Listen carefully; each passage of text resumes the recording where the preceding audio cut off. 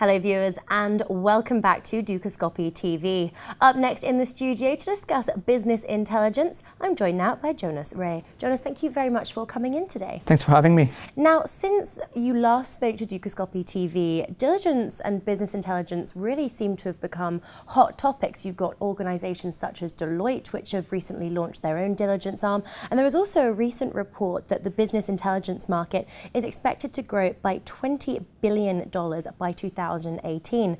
Why do you think there has been this sudden huge drive towards business intelligence? I think there is different reasons for that. I think the first one is a legal reason. There's been more enforcement under the Foreign Corrupt Practices Act in the US. There's been a new UK Anti-Bribery Act as well that allows to convict British individuals and companies who engage in corrupting officials abroad as well. So that's a legal obligation for us to ensure that this doesn't happen. And when it happens, it's properly investigated. And then there is, I think, the understanding that it's possible to do something about it.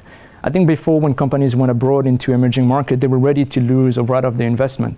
But now they are more ready to do something about it and to fight to get their money back if things go sour. But I think we should differentiate between different types of business intelligence, because you can have just the basic open source intelligence, just checking the internet, doing press research, for example, looking into archives. You can have a management consultancy, just reorganizing the business so it's efficient in an emerging market. Or you can have a firm like Diligence, where we do investigations into emerging markets using just more than open source and going on the ground and talking to people as well. That matters.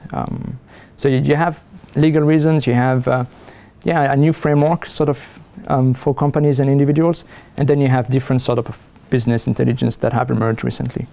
In terms of looking at companies on a global basis then, what added complications do you have to navigate in terms of the different business practices, different local cultures of the different countries that you're investigating? I think the first problem is a transparency issue. Not every country is as transparent as France or the UK, for example, in terms of publishing corporate records. Simple as that. So if you're looking for a company in a free zone in Dubai, good luck with that. And then I think one of the big problem is the context, understanding how business is done in emerging markets. If you do business in Congo, it's not going to be the same as doing business in Ecuador or doing business in Europe, for example. And even between European countries, you have a strong cultural differences between doing business there. And understanding as well fraudulent practices needs to understand the context before that. So what we do, we provide analysis of the information we find, and I think that's what our clients are looking for. They're not looking for just the information. They're looking at understanding what it means for the business practices and how to adapt then to the local market, to the local industry, or even in a large country to the even local area where they're going to move on. Are you noting a greater divide and perhaps heightened sensitivity between European companies and US companies following the cybersecurity fiasco we saw this summer? I think European companies are getting a bit more paranoid about that. I've recently been into a meeting where they took my phone before, just in case I could have been recording or someone could have been listening through my phone. So there is a bit more, there are more security alerts now than before. But I think the more damage has been done to emerging markets, companies and individuals. They are much more paranoid than before. And I think what scared them was that not only criminals get spied on, which is in a way normal, but normal business leaders, normal political leaders that are not often enemies of the US following the Snowden scandal, if you call it like this. So I don't think there's been a massive divide between Europe and the US, but more between emerging markets and already emerged market, if you want. Okay, now last time you were with us, you mentioned tax avoidance as being sort of one of the big issues that you're seeing at the moment. But what are some of the other complications that you're noting? And also, perhaps more importantly, how are companies choosing to protect themselves against those threats? I think what we see more is fraud, just pure.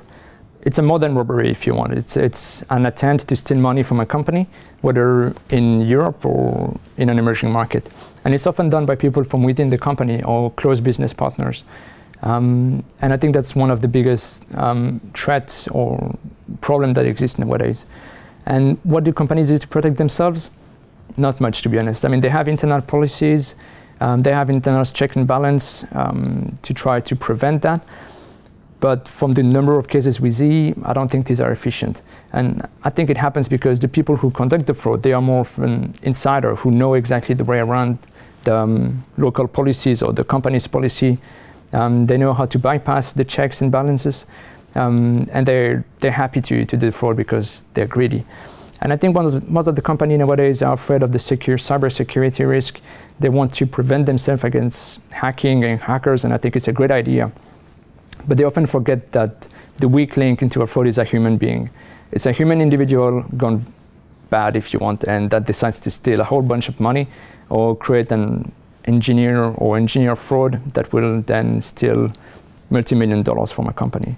And they're good at protecting their IT infrastructure, but they're not good at understanding the human being. And then that's one area of business intelligence, is understanding how a human being works, what's the framework of the fraudster, and who is more likely to conduct the fraud within this framework. Jonas, this is a really interesting market. Thank you so much for coming in and sharing your comments with us. No problem. Don't go away. The Dukascopy TV team will be back shortly with more exclusive interviews and FX analysis for you. So we'll see you then. Goodbye for now.